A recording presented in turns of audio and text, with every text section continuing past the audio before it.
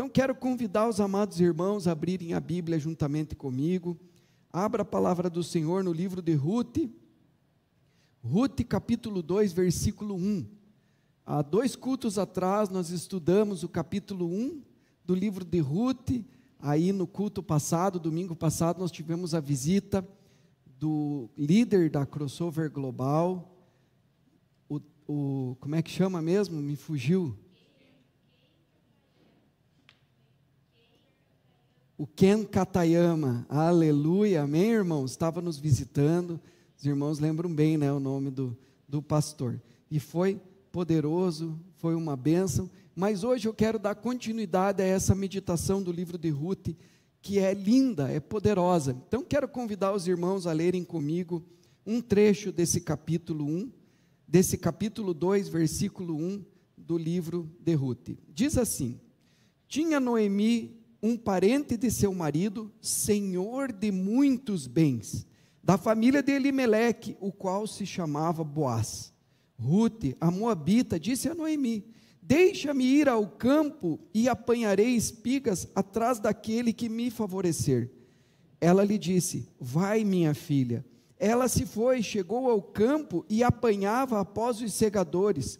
Por casualidade, guarda essa palavra, irmãos, por casualidade, entrou na parte que pertencia a Boaz, o qual era da família de Elimeleque. Eis que Boaz veio de Belém e disse aos segadores: o Senhor seja convosco. Responderam-lhe eles: o Senhor te abençoe. Depois perguntou Boaz ao servo encarregado dos segadores: de quem é esta moça? Respondeu-lhe o servo: esta é a moça moabita que veio com Noemi, da terra de Moabe. Disse-me ela: deixa-me rebuscar espigas e ajuntá-las entre as gavelas após os segadores. Assim ela veio, desde a manhã até agora está aqui, menos um pouco que estava na choça. Então disse Boaz a Ruth: ouve, filha minha, não vás colher em outro campo, nem tampouco passe daqui, porém, aqui ficarás com as minhas servas, estarás atenta ao campo que cegarem e irás após elas. Não dei ordem aos servos, que te não toquem. Quando tiveres sede, vai às vasilhas e bebe do que os servos tirarem.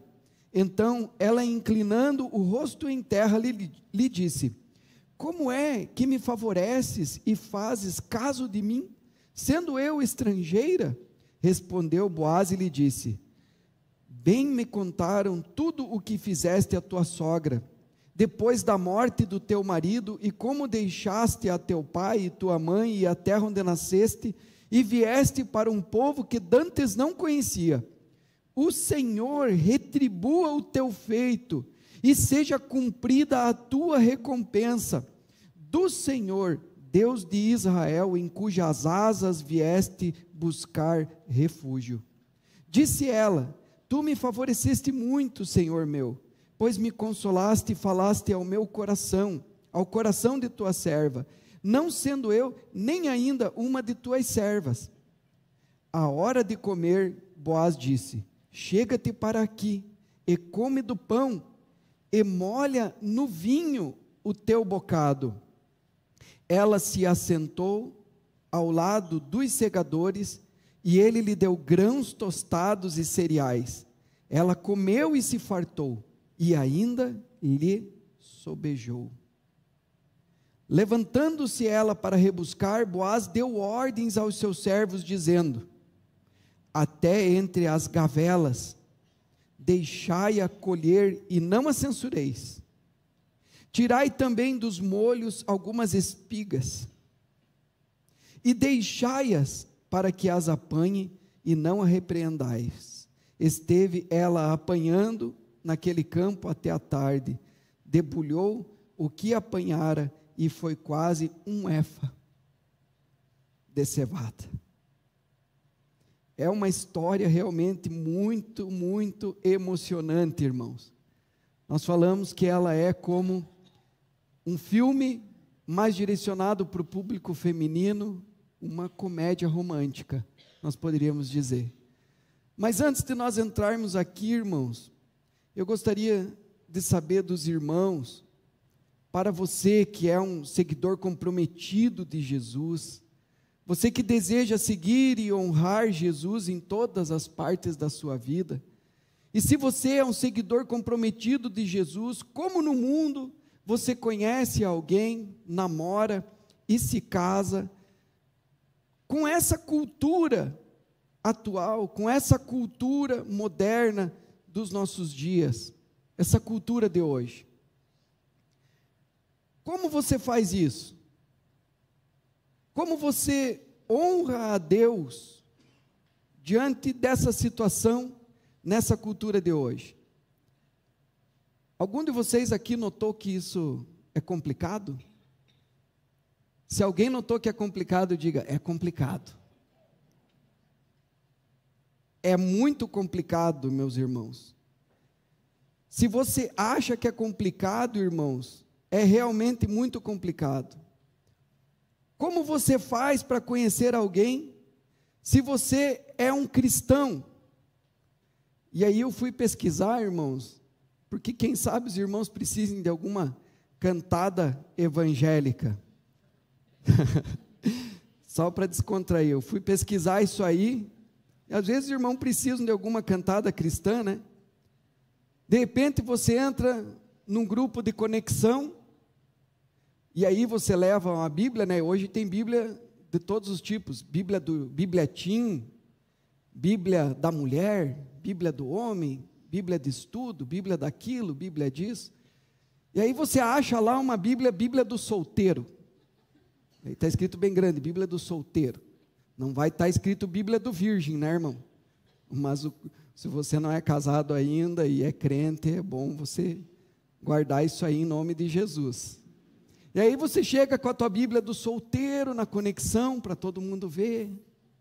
De repente você vê alguém, aí você chega para essa pessoa, nossa, está quente aqui. Será que é impressão minha ou é você que está queimando do Espírito? Ou se não, irmãos, os irmãos aplaudindo essas coisas. Não vão, eu não recomendo essas cantadas aí, só estou falando para dar uma descontraída. Ou senão você vem no culto e daí você fica igual um ventilador, né, irmão? Tem gente que vem no culto e fica assim, ó, igual um ventilador, nem adora. E de repente ele vê uma pessoa adorando lá com a mão levantada, e ele olha no dedo do louvor ali, ele vê que não tem uma aliança de casamento, de compromisso.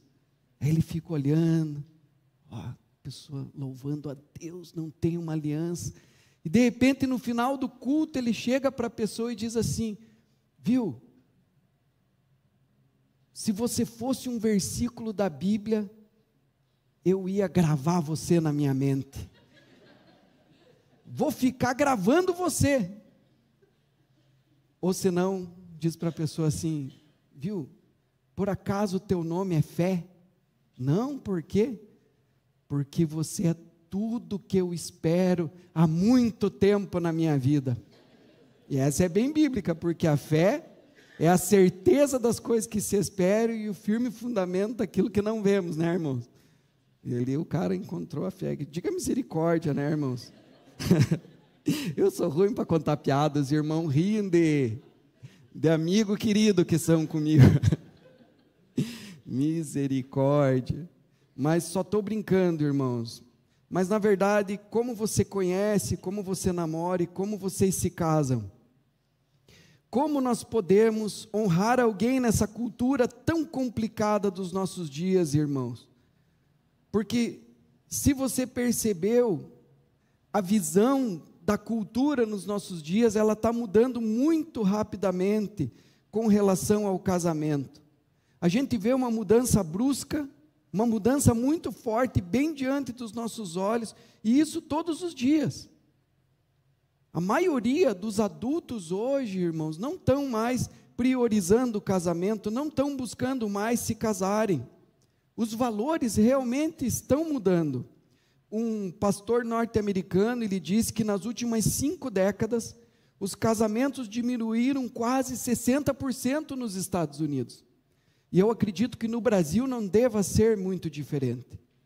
Diminuíram, nos últimos 50 anos, 60% os casamentos.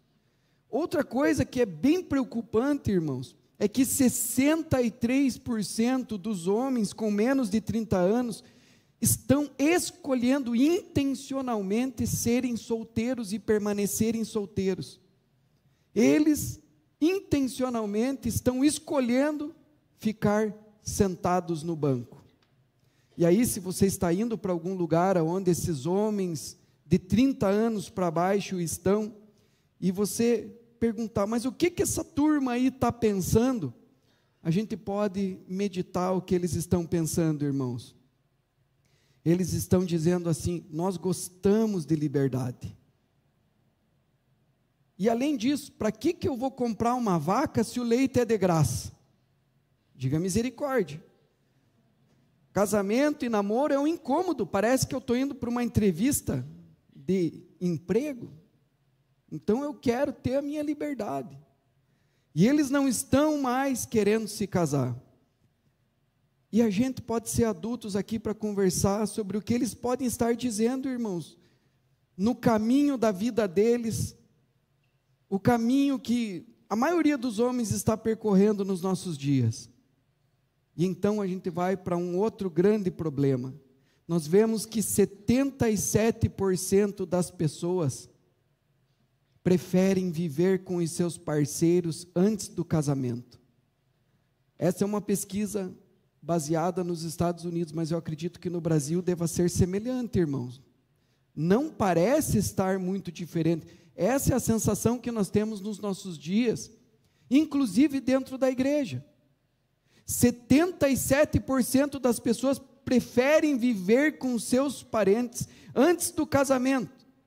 E eles podem argumentar assim: por que eu vou comprar um carro sem antes fazer o teste de direção, sem antes fazer um test drive no início? E isso é uma espécie de mentalidade hoje, irmãos. Por quê? Porque nós vemos que a cultura não está mais valorizando o casamento.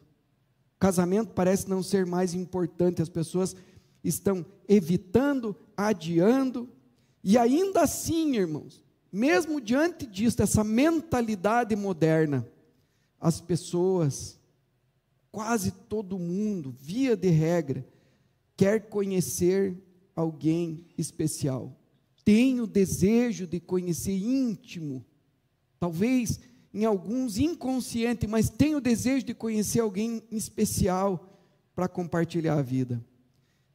E aí, dentro de algumas pessoas que se casam ainda nos nossos dias, irmãos, 50% estão se divorciando.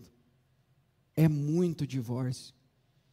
E os que não se divorciam, quando a gente vai olhar, você percebe que tem algo errado, que não está perfeito, que não está bom, que não está pleno, que não está conforme realmente Deus desejou que o casamento estivesse. Porque Deus fez o casamento algo muito bom. E Deus não só criou a instituição do casamento, como Ele se responsabiliza pela manutenção, pela restauração dos nossos casamentos. Porque Ele deseja que você esteja no casamento não preso de castigo, mas que você realmente desfrute o casamento, algo que Deus criou, algo bom, algo maravilhoso, algo que vem do poder de Deus. Mas muitos não estão vivendo isso, irmãos. E por que não estão vivendo isso? Muitas vezes é porque não estão ouvindo o conselho de Deus, para praticar esse conselho de Deus nas suas vidas. Estão seguindo a cultura do mundo. E a cultura faz o que a cultura faz. E é por isso que nós sempre falamos que se você fizer o que a maioria das pessoas faz, você obterá o que a maioria das pessoas está obtendo, o que a maioria das pessoas está conseguindo. Agora, se você quiser algo diferente, você terá que seguir um caminho diferente. E aqui caminho, irmãos, com letra maiúscula. Porque nós sabemos que na Bíblia caminho é nome próprio. Porque Jesus é o caminho, a verdade e a vida. E ninguém vem ao Pai senão por Ele. Ele é o caminho, não só para a graça de Deus com relação à nossa salvação, mas o caminho para a graça de Deus com relação às bênçãos de Deus sobre a nossa vida. Porque graça não é só para salvação. Tudo o que nós recebemos das mãos de Deus é favor imerecido. É graça de Deus por nós. E é essa abordagem, é isso que nós veremos hoje aqui no livro de Ruth. Nós vamos fazer uma pequena revisão do culto passado, já que faz 2 semanas que a gente não fala sobre esse assunto. E talvez alguns irmãos que estão aqui não estiveram no culto passado. A história de Ruth, Ruth é a protagonista, mas a história não começa com ela.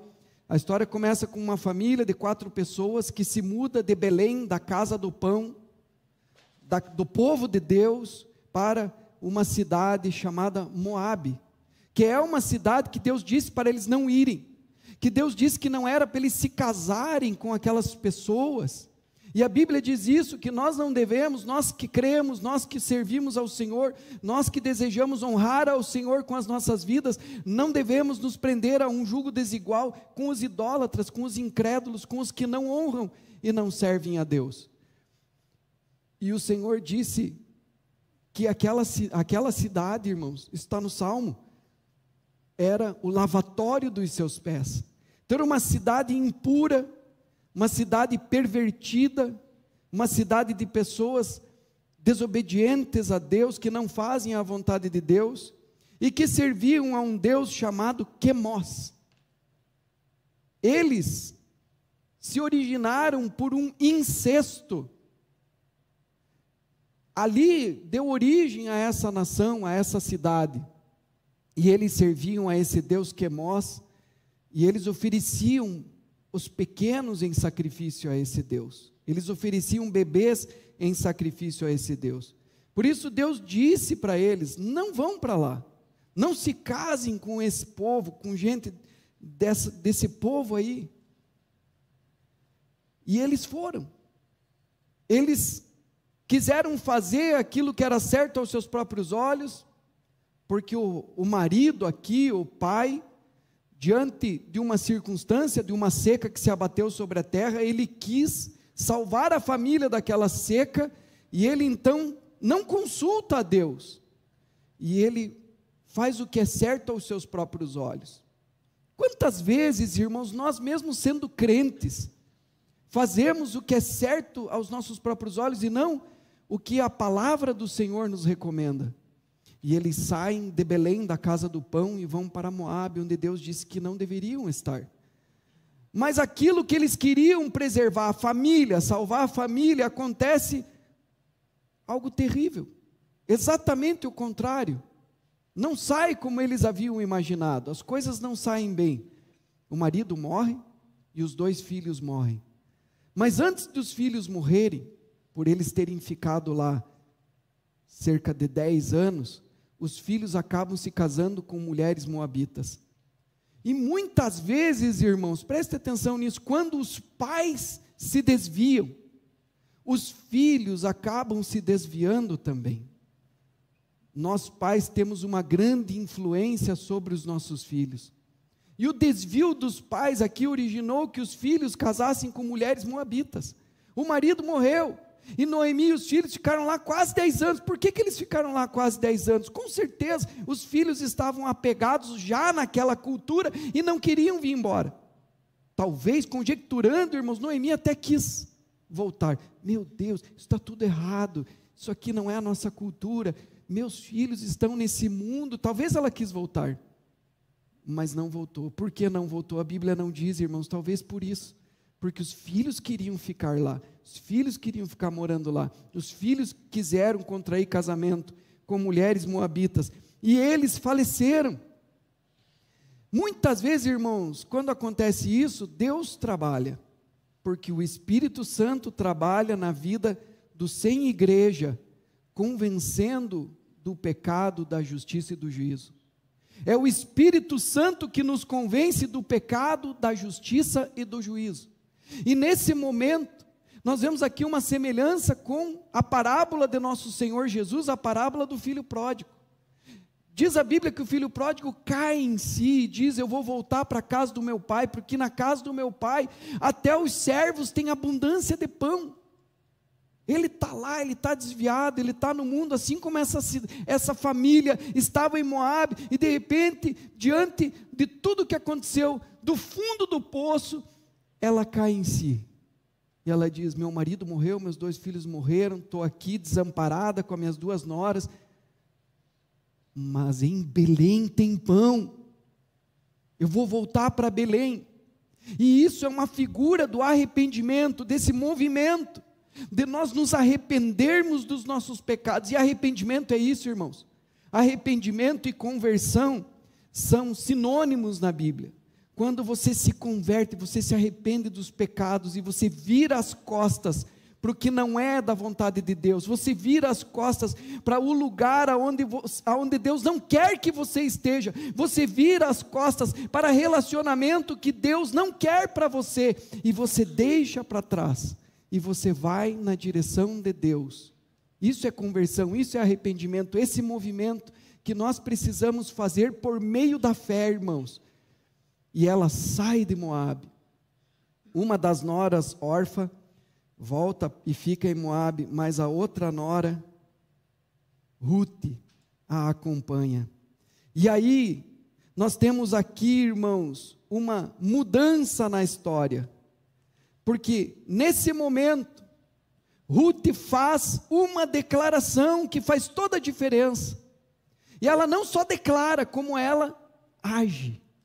Ela abandona a sua cultura, ela abandona aquele povo, ela sai de dentro daquela corrupção, daquele pecado, ela deixa os seus deuses antigos, os deuses falsos, e ela se volta para Belém, e ela diz: onde você for eu irei, onde você ficar eu ficarei, o seu povo será o meu povo, e o seu Deus será o meu Deus. Ela faz essa declaração de lealdade, e ela se afasta do Deus de Moabe, e ela se volta para o Deus de Belém. E esse é o momento da salvação, esse é o momento em que ela é salva, porque, irmãos, Deus deseja que nós venhamos produzir, como disse João Batista quando estava batizando as pessoas lá no deserto da Judéia: produzam, não adianta vir aqui tomar um banho de rio, mas produzam fruto de genuíno arrependimento, abandonem o pecado, virem as costas para o pecado, se voltem para Deus, se voltem para Belém, para a casa do pão. E elas se voltam para Belém, e agora elas estão sem teto, elas estão sem esperança, elas estão sofrendo. Talvez alguns de vocês aqui nesta noite estão sofrendo hoje. Alguns de vocês estão enfrentando dificuldades, enfrentando situações, talvez muito dolorosas hoje nas suas vidas. Mas, hoje nós podemos ver, irmãos, que Deus está mudando uma página. O capítulo 1 do livro de Ruth é um capítulo doloroso, dramático, difícil, mas o Senhor está mudando a página para o capítulo 2. O capítulo 1 está ficando para trás de nós, e Deus pode estar fazendo isso na sua vida agora mesmo. Deus pode, através da sua palavra, virar a página. Talvez você ficou muito tempo preso em Moabe, mas hoje Deus quer virar a página. O capítulo 1 fica para trás e nós vamos entrar no capítulo 2. Quem está pronto para entrar no capítulo 2 aqui em nome de Jesus? Se vocês estão prontos para entrarem no capítulo 2 juntamente comigo, irmãos, digam: eu estou pronto para entrar no capítulo 2. Aleluia! Vamos entrar no capítulo 2. Talvez você estava preso a um vício, preso a uma cultura, preso a um relacionamento, preso a alguma coisa que não agrada a Deus. Mas hoje o Senhor está virando a página, hoje nós chegamos no capítulo 2, o capítulo 1 ficou para trás, e nós descobrimos algumas boas notícias. Sempre que você sair de Moabe, e você ir para Belém, irmãos, e se afastar de Moabe, metaforicamente significa sair da onde Deus não quer que nós estejamos, e ir para o centro da vontade de Deus nas nossas vidas. Sempre que a gente busca a vontade boa, perfeita e agradável de Deus nas nossas vidas, nós nos encontramos também com as bênçãos de Deus, o Deus de Belém, porque a palavra Belém significa casa do pão. Deus é provedor, Deus tem providência para nós, aleluia. Ruth capítulo 2 versículo 1 diz assim: tinha Noemi um parente de seu marido, senhor de muitos bens. Grave essas palavras, senhor de muitos bens, da família de Elimeleque, o qual se chamava Boaz. Ela tinha algum parente, era um parente por parte do marido. E essa palavra, irmãos, senhor aqui, quando a gente pega o dicionário do hebraico, essa palavra é Gibor, e essa palavra Gibor significa homem forte, homem corajoso, homem valente. Ela tinha um parente do lado do marido que era Gibor, que era um homem forte, um homem corajoso, um homem valente. Significa que ele era um homem de posição. Todo mundo diga, um homem de posição. Glória a Deus, um homem forte. Agora, quando a Bíblia diz, irmãos, que ele era um homem forte, eu não imagino um homem com braços bonitos e uma camiseta apertada. Mas eu imagino, irmãos, como nos comentários bíblicos, ali aquelas notas de rodapé das Bíblias comentadas, que ele era um homem de fé, um homem de posição. Ele era um homem de entendimento, ele era um homem forte do clã de Judá, e o seu nome era Boaz.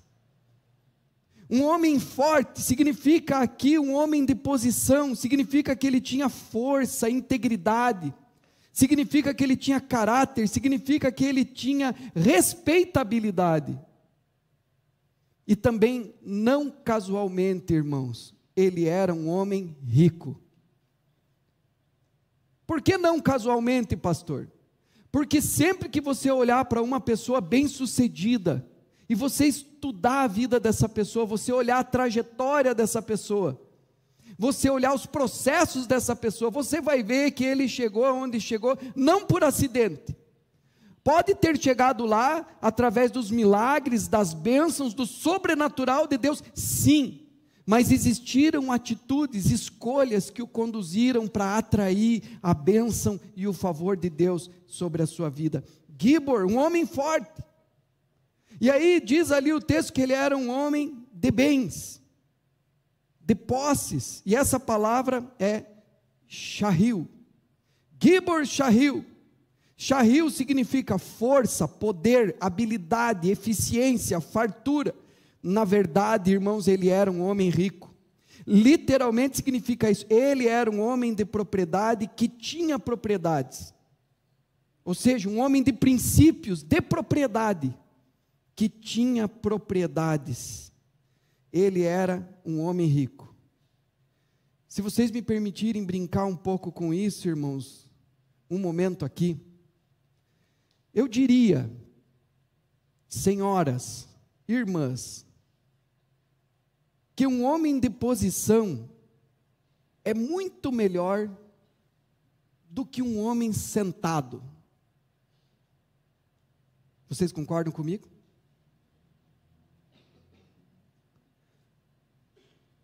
Para não dizer deitado. Um homem de posição é muito melhor do que um homem sentado corretamente. E hoje a gente vê, né? Os caras sentados, calça curta, minha é curta, mas eu estou usando meia, para mostrar o tornozelo. Né, irmãos? mas um homem de posição é muito melhor. E vamos ser honestos, irmãos. Vocês não querem alguém que seja passivo. Vocês não querem alguém que seja complacente.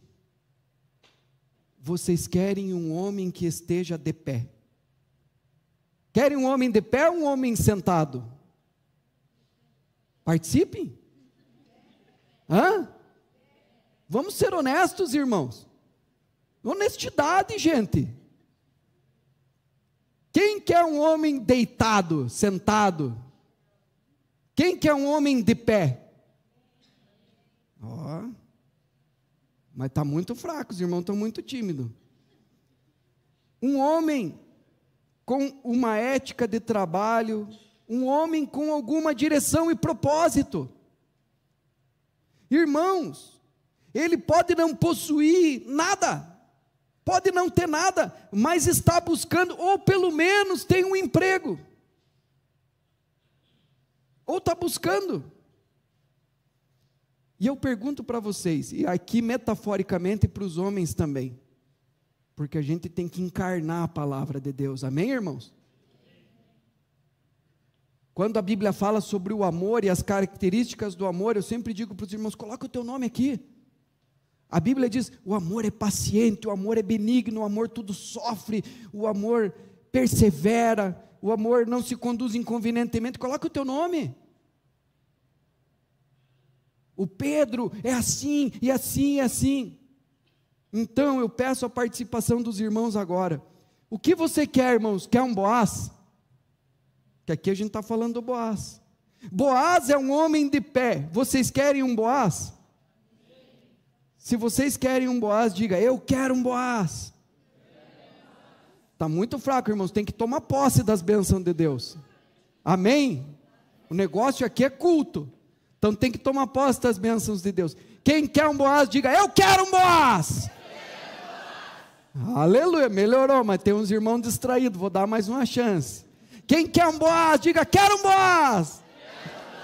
Ó, as irmãs estão tomando posse, aleluia. É partidão, né, irmãs? Aleluia. Você quer um Boaz, irmãos? Como um pregador do interior de Santa Catarina diria, você não quer nenhum malandro preguiçoso. Você não quer ninguém com o traseiro falido, nenhum sentado. Você não quer nenhum bundão, não quer, né, irmãos? Você quer um Boaz, quer um Boaz? Aleluia! Ai, solteira aí, então, amém. Glória a Deus, vai ter Boaz aí, em nome de Jesus. Então, vamos ver aqui sobre a história, irmãos, mais um pouco. Veja o próximo versículo de Ruth, versículo 2 e 3.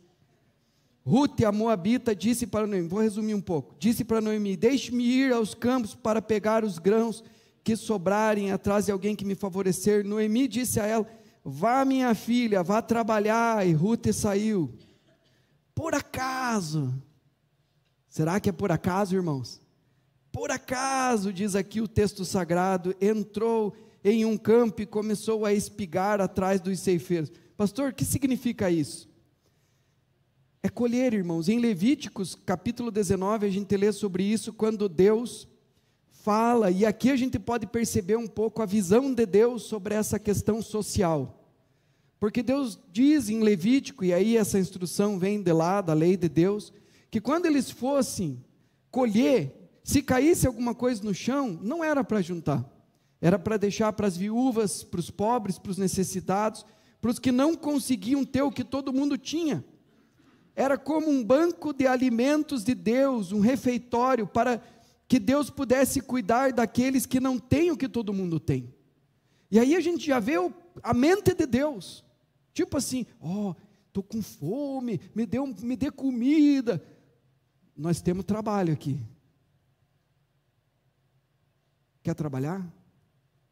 E no Novo Testamento diz claramente, aquele que não trabalha também não coma. Isso está escrito, é Novo Testamento, irmãos.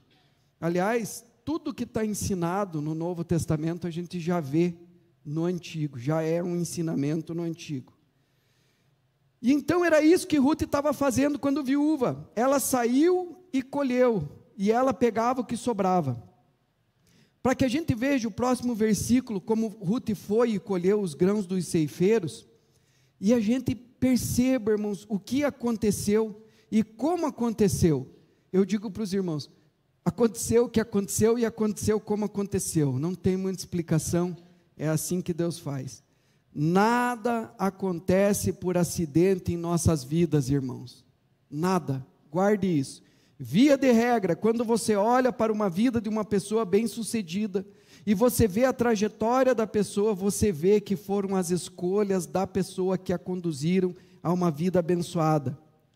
Se foi o milagre existe sempre através de alguma atitude de fé ou posicionamento que atraiu o milagre de Deus para a vida dessa pessoa.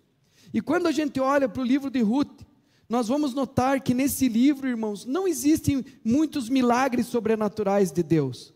Nós não vemos aqui a sarça ardendo, a gente não vê aqui Deus abrindo o mar vermelho, a gente não vê aqui uma voz vindo do céu, a gente não vê nada disso. Mas a gente vê aqui nesse livro, ao longo do livro, a providência sobrenatural de Deus. Nós vemos aqui ao longo do livro um Deus que provê. Nós chamamos isso, uma maneira religiosa e elegante, da divina providência. Diga para o irmão do seu lado, a gente vê a divina providência.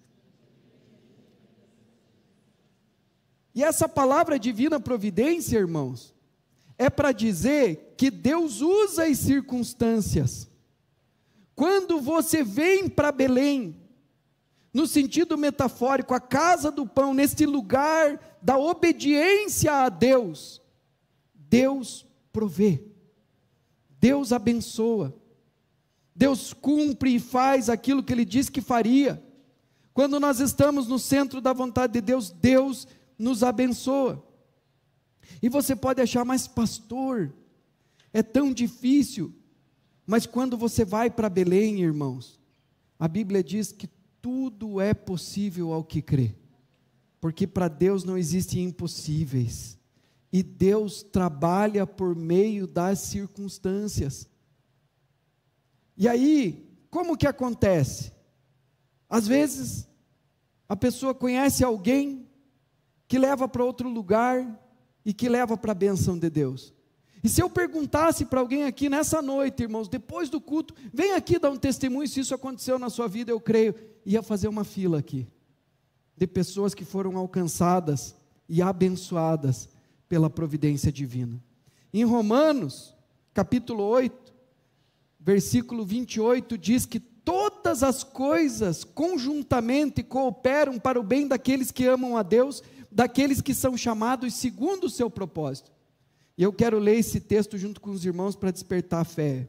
Do versículo 26 em diante, diz assim: também o Espírito semelhantemente nos assiste em nossa fraqueza, porque não sabemos orar como convém, mas o mesmo Espírito intercede por nós sobremaneira, com gemidos inexprimíveis.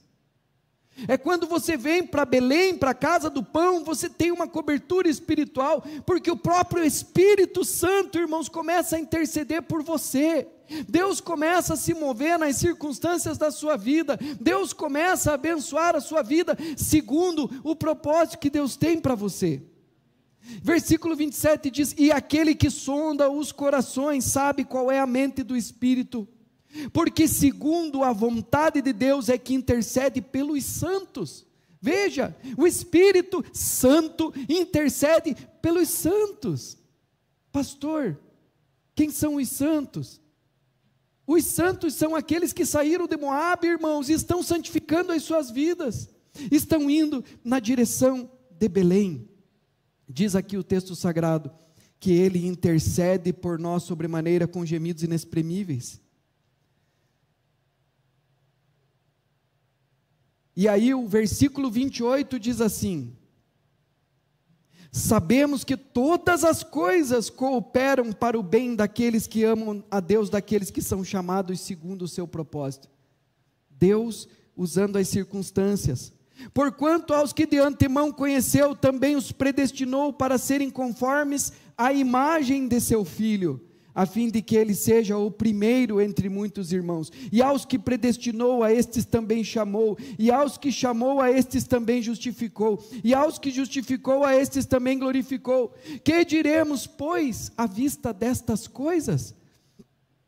Se Deus é por nós, quem será contra nós? Aquele que não poupou o seu próprio Filho, antes por todos nós o entregou, porventura não nos dará graciosamente com ele todas as coisas? Quem intentará acusação contra os eleitos de Deus? É Deus quem os justifica. Quem os condenará? É Cristo quem morreu, ou antes, quem ressuscitou, o qual está à direita e também intercede por nós. Ele ora por nós. O nosso Jesus, irmãos, o nosso Boaz, ora por nós. Quem nos separará do amor de Cristo? Será tribulação, ou angústia, ou perseguição, ou fome, ou nudez, ou perigo, ou espada? Como está escrito, por amor de ti somos entregues à morte o dia todo. Fomos considerados como ovelhas para o matadouro. Em todas estas coisas, porém, somos mais do que vencedores por meio daquele que nos amou. Porque eu estou bem certo de que nem a morte, nem a vida, nem os anjos, nem os principados, nem as coisas do presente, nem do porvir, nem poderes, nem altura, nem profundidade, nem qualquer outra criatura poderá separar-nos do amor de Deus que está em Cristo Jesus, nosso Senhor. Quem pode glorificar o Senhor, irmãos? Aleluia! E aí tem mais um texto aqui para você celebrar muito nessa noite. Isaías 64, 6 diz assim: porque desde a antiguidade não se ouviu, nem com os ouvidos ouviu, se percebeu, nem com os olhos se viu um Deus além de ti, que trabalha para aqueles que nele espera. Vocês não vão glorificar? Eu vou dar mais uma chance, eu vou ler novamente aqui, irmãos. Porque desde a antiguidade não se ouviu, nem com os ouvidos se percebeu, nem com os olhos se viu, Deus além de ti, que trabalha para aquele que nele espera. Você confia em Deus, irmãos? Todas as coisas boas e ruins, não quer dizer que você crente não vai passar por dificuldades, por coisas ruins, por situações na vida, mas o Senhor estará com você e todas as coisas cooperarão juntamente para o seu bem. E ela está agora trabalhando no campo de um homem chamado Boaz. E aí, irmão, se essa história fosse um filme, seria realmente uma comédia romântica. Porque o que a gente vê aqui? Uma garota em apuros, que por acaso entra no campo de um herói. E de repente ela está colhendo as sobras e ela se encontra com esse homem, com esse herói bonito. Eu não sei ao certo se ele era bonito, irmãos, porque a Bíblia não fala isso, mas a gente pode imaginar que é bonito para fazer o filme aqui, amém? Aleluia, as irmãs gostam de uma comédia romântica, né? Até eu gosto, irmãs. Glória a Deus, é muito emocionante, toca no coração da gente. Muito bom. Então vamos imaginar que ele era bonito, mas ele podia ser feio. Mas mesmo que ele fosse feio, ele era um empresário. E isso é uma coisa boa, né? Partido bom, hein? Mas a gente não sabe como que ele era. A gente não sabe se ela ficou feliz quando viu ele, ou se não ficou muito feliz. Quando a Rovena me conheceu, ela disse que eu era igual ao Tom Cruise.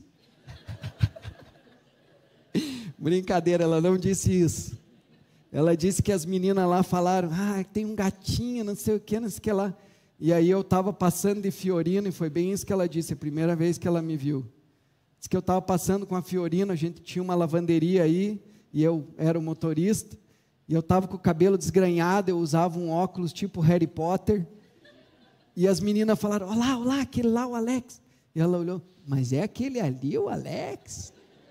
O tal de Alex? Não, mas isso aí é uma outra história. Ainda bem que depois eu me tornei um homem mais parecidinho assim com Boaz um pouco, né, irmãos? Consegui fechar o negócio ali, deu boa. Então, irmãos, ela acabou de encontrar um homem chamado Boaz. Eu pergunto para vocês, por que você acha que foi por acaso que ela encontrou Boaz? E aí a gente tem uma pequena pista aqui, irmãos. A sogra dela fez uma oração por ela. Ela orou assim, no capítulo 1. Que o Senhor lhe mostre bondade e que Ele traga a você marido. Irmãos, Deus ouve as nossas orações e Deus se preocupa com o que a gente se preocupa. Por isso, se você tem o sonho de casar um dia, irmãos, comece a orar desde já pelo teu futuro marido. Se você é pai e mãe e quer que os seus filhos casem bem, comece a orar pelo futuro marido dos seus filhos, desde já. Isso é algo sábio a se fazer, porque Deus ouve as nossas orações. E eu vou ser direto com você, Deus simplesmente aparece, e simplesmente faz o que só Ele pode fazer, irmãos. Então, eles estão lá no campo, somente trabalhando, ela está colhendo as espigas, e Boaz está ali trabalhando nos campos, ele está apenas fazendo aquilo que ele faz, ser responsável, cuidar dos seus negócios, e de repente ela conhece Boaz. No versículo 4 nos diz: enquanto ela estava lá, Boaz chegou de Belém e cumprimentou os ceifeiros, e o que ele disse aos seus trabalhadores, isso faz toda a diferença, irmãos. Ele disse: o Senhor esteja com vocês, o Senhor os abençoe. E o que a gente vê neste homem? Nós vemos muito claramente que ele é um líder, ele é gentil com o seu povo, e a primeira coisa que ele está falando é o Senhor te abençoe, o Senhor te abençoe. Irmão, se você serve a Deus, e você é um crente, realmente que quer honrar o Senhor, e você conhece uma pessoa, e começa a conversar com essa pessoa, se em algum momento, relativamente no início da conversa, ele não falar da fé, de igreja, de Deus, de Jesus, de alguma dessas coisas, pode até ser que ele seja um cristão, mas certamente ele não vai ser tão apaixonado por Jesus como você gostaria que fosse. E eu digo isso, irmãos, as pessoas falam do que elas valorizam, geralmente por primeiro. A Bíblia diz que a boca fala do que está cheio o coração. E se você não ouvir a pessoa falando sobre Jesus, sobre fé, sobre igreja, sobre Deus, meu irmão, tenha cuidado. Isso é muito sério, irmãos. A gente precisa perceber Deus na vida das pessoas, porque um dia você pode precisar que Deus te abençoe, que Deus te guarde, que Deus te livre, e você não vai ter alguém orando por você e orando juntamente com você. Ele sai e diz isso ao seu povo. E o que eu amo em Boaz, irmãos, é perceber que ele não é um padre, ele não é um profeta, ele não é um pastor, e ainda assim ele tem um ministério, e essa é a nossa visão como igreja. Jesus é o cabeça da igreja, nós somos o corpo de Cristo. Então, como corpo de Cristo, nós precisamos fazer a obra de Cristo na terra. Você é a igreja onde Deus te plantou. Na semana passada nós tivemos o pastor aqui, o Ken Katayama, até teve um apelo, pessoas vieram à frente para serem missionários. Mas eu quero dizer a você, irmão, que você não precisa estar trabalhando em tempo integral em uma organização sem fins lucrativos para estar no ministério em tempo integral. Você precisa estar vivendo integralmente no ministério. Você não precisa ser enviado para fora do país para ser um missionário. Você pode ser um missionário na sua escola. Você pode ser um missionário na sua empresa, no seu local de trabalho. Aí mesmo onde Deus te plantou, você deve fazer a obra de Deus. Aqui nós vemos Boaz, um simples empresário, e ele está manifestando a glória de Deus no seu trabalho. Ele está fazendo do seu campo, o seu campo missionário, o seu campo ministerial. Ele está sendo um ministro do mercado. Então, meus irmãos, que isto sirva de recado para nós. E ali ele percebe Ruth. E o que ele percebeu? Irmãos, se Ruth tivesse entrado, por exemplo, no Tinder, ou na rede social, eu acho que ela ia ter mais dificuldade. E a gente sabe que as pessoas não são muito honestas, né? Muitas vezes na rede social. Você olha, às vezes, a foto da pessoa e... Nossa, como essa pessoa ficou bem na foto. Será que ela escolheu uma foto, a melhor de 7 anos, para pôr aqui? E Ruth tinha alguns problemas, irmãos. Se ela colocasse lá alguma coisa da história dela, né? Ela era moabita, que significa que ela não era do grupo de pessoas aconselhadas, ela era do grupo de pessoas erradas. Costumava no passado adorar um Deus errado, era viúva, o que significa que ela não era virgem, o que naquela época era um problema. Ela era uma sem teto, estava indigente, e veio com o pior de tudo, uma sogra mal-humorada. Mas ela não deixou o passado dela afetar a vida dela. E eu vou dizer para você agora mesmo, irmão, não deixe o teu passado te dissuadir do plano que Deus tem para a sua vida. Muitas vezes a gente tem uma crise de não merecimento. Ah, pastor, mas os meus pecados, eu pequei. E eu pequei muito. E alguns podem dizer, pastor, eu pequei quando eu já era crente, quando eu já conhecia a verdade.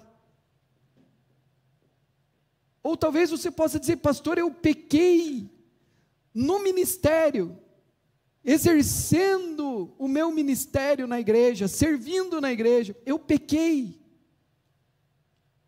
E aí, você pode pensar assim, isso me desqualifica para eu ser abençoado por Deus. Mas irmãos, você tem que romper com essa crença de não merecimento.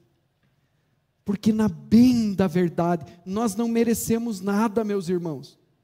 Tudo é pela graça, e a palavra graça significa favor merecido. Nós não merecemos, mas Deus nos amou, e nos amou de tal maneira, que deu a vida por nós. E se Ele entregou o seu próprio Filho, como não nos dará, juntamente com Ele, todas as coisas?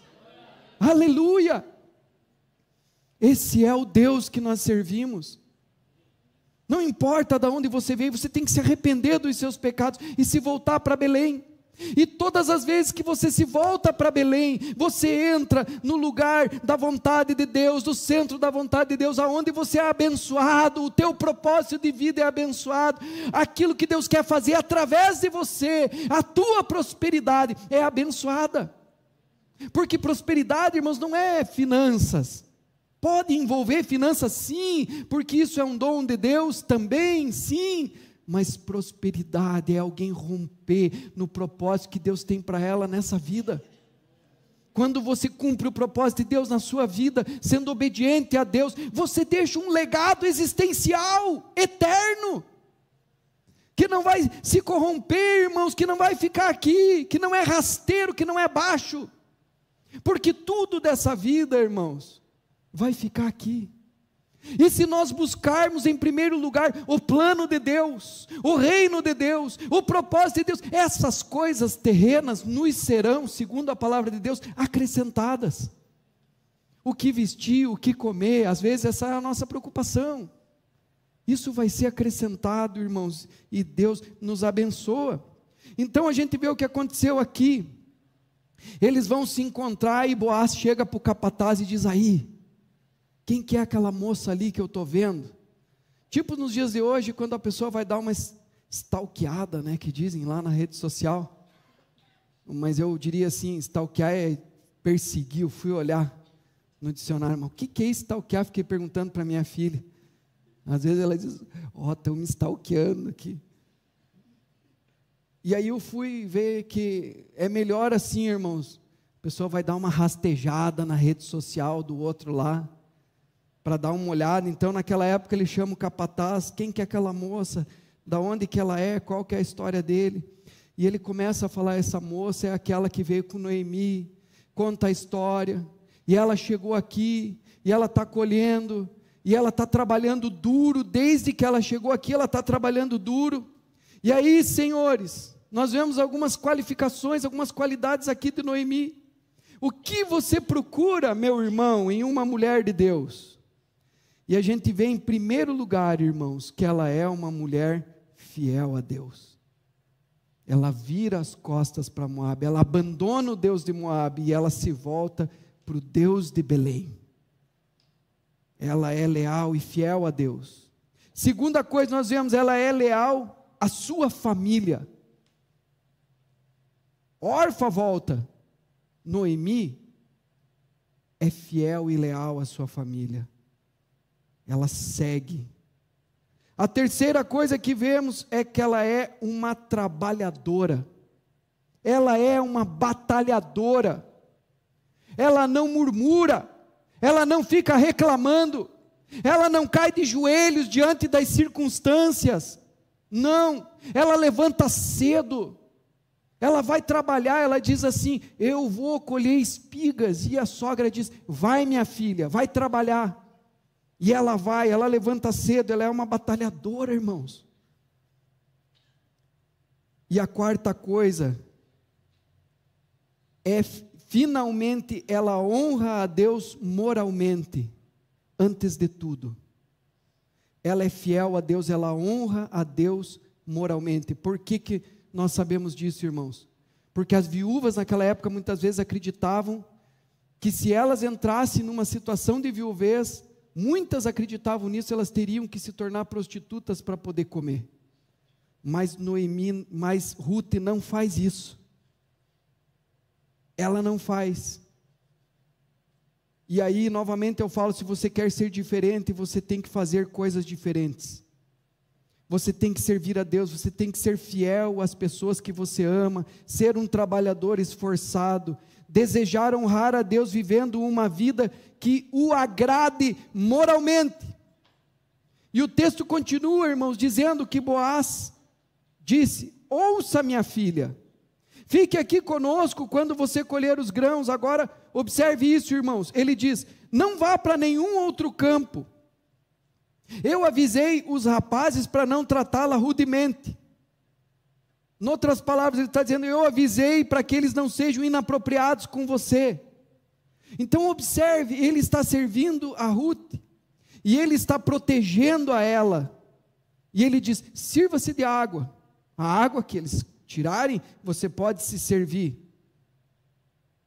pegue o que você quiser, ele está provendo para ela. E Boaz é uma figura do nosso Jesus, irmãos, uma figura profética. Ele a está protegendo, ele está cuidando das necessidades dela. Ele não apenas a está protegendo de homens mal intencionados, mas ele está protegendo as emoções e os sentimentos dela. Ele está protegendo o coração dela. E a próxima coisa que ele vai dizer, ele ora por ela. No versículo 12 ele ora por ela, e isso é o que ele vai orar: que o Senhor te retribua pelo que você fez, que você seja ricamente recompensada pelo Senhor, o Deus de Israel, sobre cujas asas você veio se refugiar. Está vendo, irmãos? As atitudes dela geraram a bênção de Deus. Que o Senhor te retribua pelo que você fez. E de repente a gente vê aqui algumas características que se destacam em Boaz. Quem quer o Boaz, diga, eu quero o Boaz. E os irmãos estão muito fracos. Primeira coisa, ele a honra. Segundo, ele a protege. Terceiro, ele provê. E quarto, ele ora por ela. Ele é um tipo de Cristo, irmãos. O tipo de homem que honra as damas. Isso parece antiquado, mas você quer um homem que te leve algum dia num restaurante daqueles que precisa dar gorjeta e ele pague a conta para você? Um homem que provê, um homem que te protege, um homem que cuida de você, um homem que ora por você e junto com você. Então, meus irmãos homens, que nós possamos desenvolver essas qualidades em nosso próprio coração.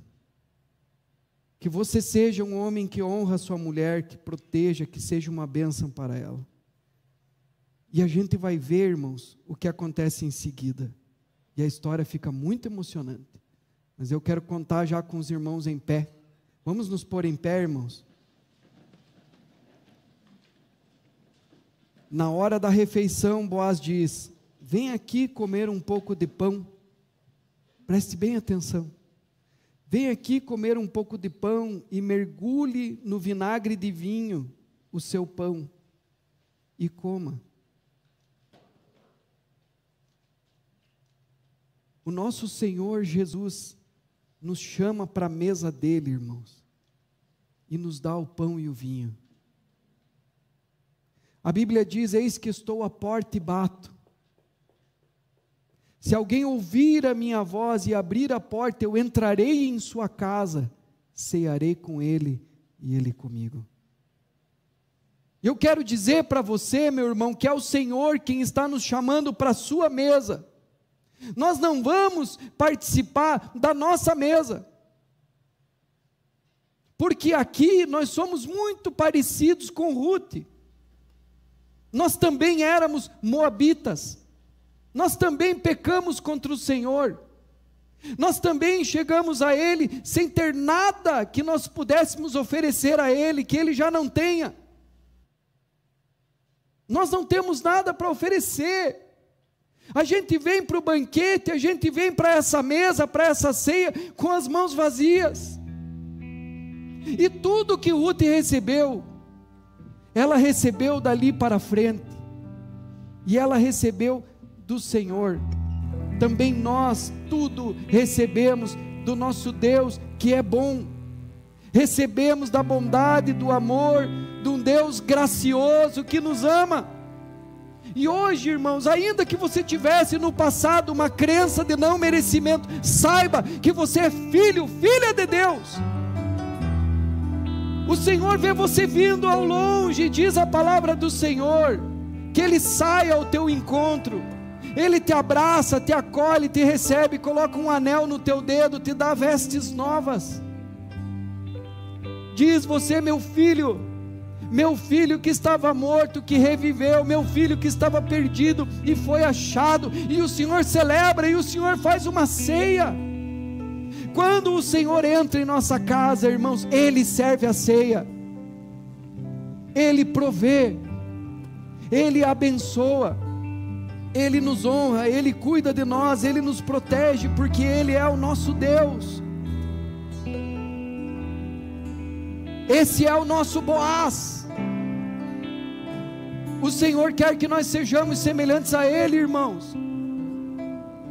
Talvez uma abordagem muito diferente é quando alguém entra lá na tua rede social e diz assim: olha, ei, vamos relaxar hoje, vamos para algum barzinho, vamos lá movimentar o esqueleto e nos enroscarmos.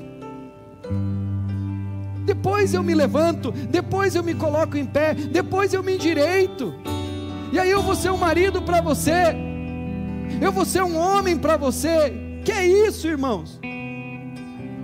Deus quer que nós venhamos a nos parecer com Ele, Ele é o nosso Deus.